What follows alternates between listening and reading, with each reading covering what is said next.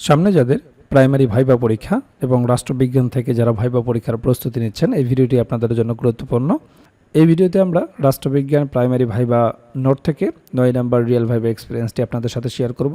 আশা করছি আসন্ন ভাইবা পরীক্ষায় আপনারা এখান থেকে কমন পেয়ে যাবেন। যার ভাইবা এক্সপিরিয়েন্স আমরা শেয়ার করব, তিনি ঢাকা বিশ্ববিদ্যালয় থেকে পড়াশোনা করেছেন এবং ঝালকাঠি জেলা থেকে ভাইবা পরীক্ষায় অংশগ্রহণ করেছিলেন। যারা পাবলিক ইউনিভার্সিটি থেকে পড়াশোনা করেছেন তারাও দেখতে পারেন যে কেমন ধরনের প্রশ্নগুলো আপনাদেরকে জিজ্ঞেস করে। অনেকেই মনে করে যে পাবলিক ইউনিভার্সিটিতে পরীক্ষা দিলেই তাদের চাকরি হয়ে যায়। আসলে পাবলিক ইউনিভার্সিটি থেকে যারা যায় তাদের ভাইবা কিন্তু আরও কঠিন হয়। তাদেরকে তুলনামূলক কঠিন প্রশ্ন জিজ্ঞেস করা হয়। তাদের কাছ থেকে বোর্ডের একটা আলাদা এক্সপেকটেশন থাকে, এই জন্য তাদের ভাইবাগুলো হয় একটু লম্বা সময় ধরে। তো এটা ভাববেন না যে পাবলিক ইউনিভার্সিটিতে গেলেই আপনাকে চাকরি দিয়ে দিবে, আপনাকে কিন্তু ভালো মতোই তারা বাজিয়ে নেবে। এটিসি স্যার জিজ্ঞেস করলেন মনিরুজ্জামানকে।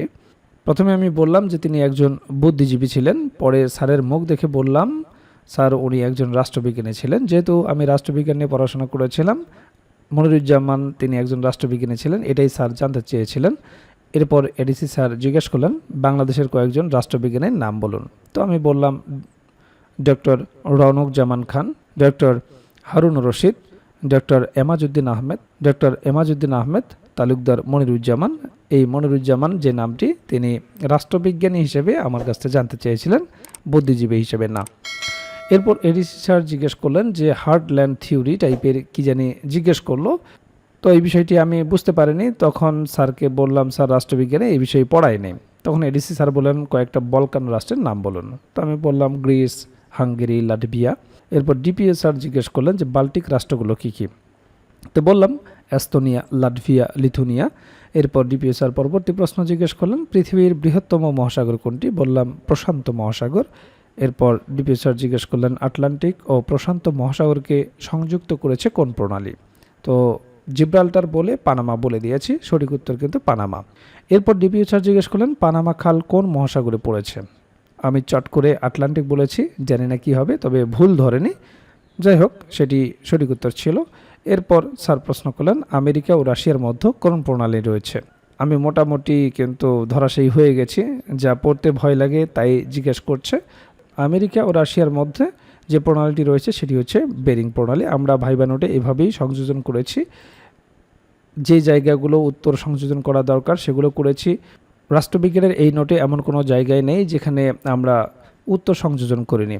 আপনারা যারা ভাইবা প্রস্তুতি নিচ্ছেন, আপনাদের ভাইবাটা সুন্দরভাবে আপনারা গুছিয়ে প্রস্তুতি নিতে পারেন। এরপর ডিপিএ স্যার জিজ্ঞেস করেন আমেরিকা রাশিয়া থেকে কত দূর।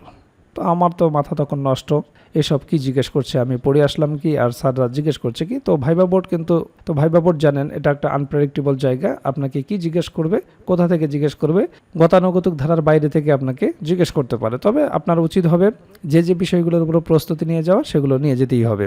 তো স্যার যেহেতু রাশিয়ার কাছ থেকে অলাস্কা কিনেছে সেহেতু কাছাকাছি হবে। আমি বললাম স্যার যেহেতু রাশিয়ার কাছ থেকে অলাস্কা কিনেছে সেহেতু কাছাকাছি হবে। ডিপিএ স্যার মাথা নাড়াচ্ছে আর বলছে রাশিয়ার আয়তন কত।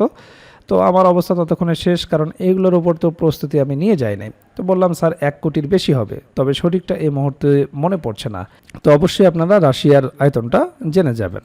এরপর এডিসি স্যার জিজ্ঞেস করলেন 7 সিস্টার্স কোথায় অবস্থিত। তো আমি বললাম ভারতে, যা শিলিগুড়ি করিডোর, এটুকুই বলেছি। তো আপনারা জেনে যেতে পারেন 7 সিস্টার্স এটি অরুণাচল প্রদেশ উত্তর পূর্ব ভারতের উত্তর পূর্ব অংশে অবস্থিত। ভারতের উত্তর পূর্ব অঞ্চলে 7টি রাজ্য নাগাল্যান্ড, মণিপুর, মিজোরাম, আসাম, ত্রিপুরা, মেঘালয় ও অরুণাচল প্রদেশকে 7 সিস্টার্স বলা হয়। যদি এ ধরনের প্রশ্ন জিজ্ঞেস করে যে 7 সিস্টার্স কাকে বলে বা 7 সিস্টার্সের মধ্যে কোন কোন অঞ্চলগুলো রয়েছে, কোন কোন প্রদেশগুলো রয়েছে। এরপর ডিপিএ স্যার জিজ্ঞেস করলেন এমন কয়েকটি দেশের নাম বলো যাদের রাজধানী এক। তো আমি বললাম কুয়েত ও ভ্যাটিকান। আপনারা আরও জেনে যেতে পারেন, যেমন Monaco, Luxembourg, San Marino, Djibouti, Singapore, Vatican City, Guatemala. তো এই দেশগুলোর দেশ এবং রাজধানীর নাম একই। এরপর স্যার জিজ্ঞেস করলেন ওশেনিয়ার কয়েকটি রাষ্ট্রের নাম বলো। তো আমি বললাম পালাউ। স্যার বললেন আরেকটি নাম বলুন। বললাম নাউরু। এরপর পিটিআই স্যার ফিসফিস করে বলে ইংলিশ ধরুন। বুঝতেই পারছেন যে ভাইবা বোর্ডের অবস্থা কেমন হয়। এরপর ডিপি স্যার বললেন আপনি যে ডিসি অফিসে এসেছেন, ডিসি অফিস মানে এই পুরো ভবন সম্পর্কে ইংরেজিতে 5টি বাক্য বলেন। তো আমরা এই বিষয়গুলো আমাদের যে প্রাইমারি ভাইবা নোট রয়েছে সেখানে ফরম্যাট দিয়ে দিয়েছি। যারা ইতিমধ্যে আমাদের ভাইবা নোটের প্যাকেজগুলো সংগ্রহ করেছেন তারা দেখেছেন যে কত সুন্দরভাবে আমরা প্রাইমারি ভাইবার জন্য এই জিনিসগুলোর উপস্থাপন করেছি। এরপর ডিপিএ স্যার জিজ্ঞেস করলেন নিজের বিশ্ববিদ্যালয় সম্পর্কে ইংরেজিতে বলুন। এরপর ডিপিএ স্যার জিজ্ঞেস করলেন 100 গুণ 1 ভাগ 0.01 সমান কত। তো আমি 10,000 বলি, স্যার বলে দিল এটা 1 হবে। তবে আমরা হিসাব করে দেখেছি এখানে স্যারের ভুল হয়েছে, গুণ বললে 1 উত্তর হতো। তারপর এডিসি স্যার আবার বলল তোমার নাম যেন কি, বললাম আমি আমার নাম বললাম। এরপর ডিবিএস স্যার বললো অনার্সের মার্কশিটটা দেখাও আর পাবলিকেশন ডেটটা বলো, তুমি কি এটার ফটোকপি জমা দিয়েছিলে? তো আমি বললাম জি স্যার। এরপর এডিসি স্যার বললেন যে শাসন বিভাগের প্রধানকে। তো এতক্ষণে মনে হলো যে না ঠিক আছে, বিষয়ভিত্তিক প্রশ্ন যেগুলো আসলে আমার বিষয়ের সাথে যায়, যদিও পূর্বে যে প্রশ্নগুলো করেছে সেটাও রাষ্ট্রবিজ্ঞানের সাথেই সম্পর্কিত। যাই হোক, আমি বললাম মাননীয় প্রধানমন্ত্রী। এরপর এডিসি স্যার জিজ্ঞেস করলেন আইন বিভাগের প্রধানকে। আমি বললাম আইন বিভাগের প্রধানও মাননীয় স্পিকার। এরপর এডিসি স্যার বললেন জিও পলিটিক্স কি, বললাম ভূ রাজনীতি মানে ভৌগোলিক সীমানা নিয়ে রাজনীতি, যেটা ভারত আমাদের সাথে করে থাকে। তারপর এক এক করে তিনজনকে সালাম দিয়ে চলে আসলাম, যেহেতু আমাকে বলছে ঠিক আছে আপনি আসুন। তো আপনারা দেখলেন ভাইবা বোর্ডে কী ধরনের প্রশ্নগুলো জিজ্ঞেস করা হয়, কোন কোন বিষয় থেকে প্রশ্ন জিজ্ঞেস করা হয়। আর এই বিষয়গুলো নিয়েই আমরা তৈরি করেছি প্রাইমারি ভাইবার জন্য কমপ্লিট একটা প্যাকেজ, যে প্যাকেজে আপনার বিষয়ভিত্তিক ভাইবা প্রশ্ন তো থাকবে, একেবারে রিয়েল ভাইবার আলোকে বিষয়ভিত্তিক নোটটি তৈরি করা হয়েছে, যেখানে বিগত বছরে যে রিয়েল ভাইবাগুলো হয়েছে তা সুন্দরভাবে সমাধান করে দেওয়া হয়েছে। সেই রিয়েল ভাইবাগুলোও যদি আপনারা ভালো মতো দেখে যান, সেখান থেকেই বেশিরভাগ প্রশ্ন আপনারা কমন পেয়ে যাবেন।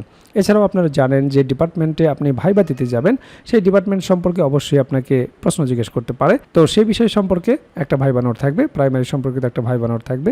প্রাইমারি ভাইবাই অবশ্যই আপনাকে অনুবাদ জিজ্ঞেস করবে, অনুবাদের উপর একটা ভাইবা নোট থাকবে, যেগুলো প্র্যাকটিস করে গেলেই যথেষ্ট।